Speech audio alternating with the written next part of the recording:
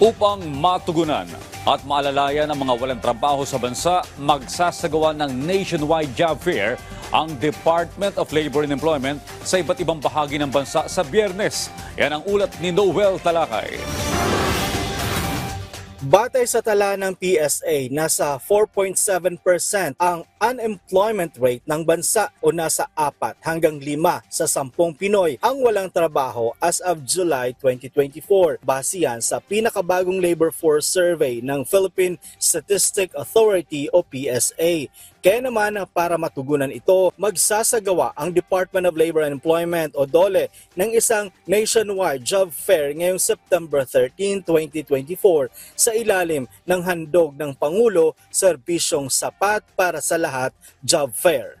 Ayon sa DOLE, mayroong mahigit 60 mga lugar sa buong bansa na paggaganapan ng job fair kung saan mayroong mahigit 900 employers ang makikilahok at aabot naman ng mahigit 60,000 jobs ang naghihintay sa mga job seekers. Na-identify din namin kung anong klaseng mga jobs in demand, mga vacancies, production workers, machine operators, customer service, cashiers, sales clerk, mga painters, carpenters, service crew.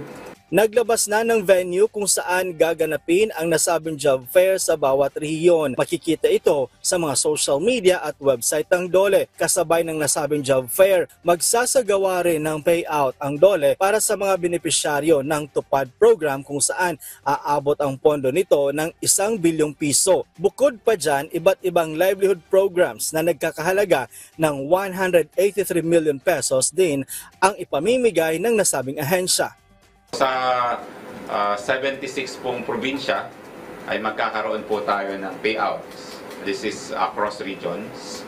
At ito po ay kinakapabilangan ng mahigit pong 250,000 beneficiaries. Magkakaroon din po ng mga awarding ng livelihood projects. Ito naman po ay gaganapin po sa mahigit ng 60 venues para naman po sa mahigit pong 9,000 beneficiaries. Ayon sa Labor and Employment Department, mayroong 5 top industries na makikilahok sa job fair ngayong Biyernes. Kaya naman, payo ng kagawaran sa mga job seekers na maging handa bago pumunta sa mga venue ng job fair. Noel Talakay para sa Pambansang TV sa Bagong Pilipinas.